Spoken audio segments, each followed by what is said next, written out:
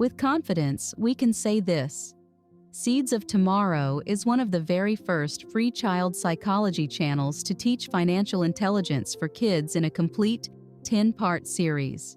Not just tips, not just quick hacks, but a full structured journey designed to help parents raise children who understand money not as a toy, but as a tool for life. Because here's the truth: most adults struggle with money not because they're lazy, but because no one ever taught them how to think about it. Imagine if your child could grow up with a healthy, confident, and wise relationship with money. That's what this series is about. And today, we start with the very first seed. What is money really? Hi, and welcome to Seeds of Tomorrow. If you're new here, this is where parenting meets psychology, philosophy, and practical wisdom. We believe that every word you say to your child plants a seed, and those seeds grow into the beliefs, habits, and strengths they carry for life. In this series, we're planting the seeds of financial intelligence. Because money is not just about numbers, it's about values, choices, and resilience. So, how do you explain money to a child? Not with complicated economics, not with lectures, but with a story. Here's one way. Money is like a magic ticket. You can trade it for things you need, things you want, or even things that help other people. But the ticket only works if you use it wisely. This definition does 3 things. 1. It makes money feel real and tangible. 2. It shows that money is about choices. 3. It introduces the idea of responsibility. Imagine your child at the store.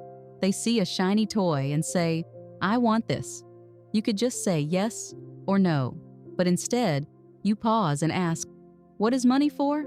They might say, "To buy toys." You smile and say, "Sometimes, yes. But money is also for food, for saving, and for helping others." Every time we use money, we make a choice. Suddenly, the toy isn't just about desire, it's about decision-making. Children who grow up without understanding money often become adults who fear it, misuse it, or let it control them. But children who learn early that money is a tool, not a toy, not a monster, not a mystery, grow into adults who use money with confidence and purpose. This is not about raising rich kids, it's about raising wise kids. Here are 3 simple activities you can try this week. 1. The family store game. Set up a pretend store at home. Give your child play money. Let them buy snacks, toys, or even extra playtime. Afterward, talk about how they chose to spend. 2. The magic ticket story. Tell your child, money is like a ticket. You can use it for small things now or save it for bigger things later. Ask, what would you save your ticket for? 3. The 3 jars method label. 3 jars. Spend, save, share. Every time your child gets money, help them divide it. This teaches balance and responsibility. Money is a tool, not a toy. Every coin is a choice. Saving means dreaming bigger. Spending is easy. Choosing is powerful. These phrases become the inner voice your child carries into adulthood. Let me tell you a story. A little girl named Sarah got $5 from her grandmother. She wanted candy, but she also wanted a book. Her dad asked, "If you spend it all on candy, what will you have tomorrow?" Sarah thought. "Nothing." "And if you buy the book?" She smiled. "I'll have a story forever." That day, Sarah learned something priceless. Money can disappear, but wisdom stays. Money is not about having more.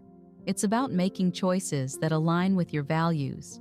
And children can learn this, not when they're 18, but when they're 5, 6, or 7. This is just the beginning.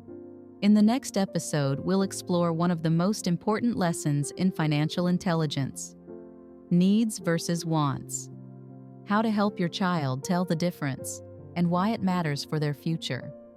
If this episode gave you tools, insights, or even just a spark of inspiration, don't keep it to yourself. Hit subscribe and join one of the very first free child psychology communities teaching financial intelligence for kids in a complete 10-part journey. Together, we're not just raising children, we're raising tomorrow.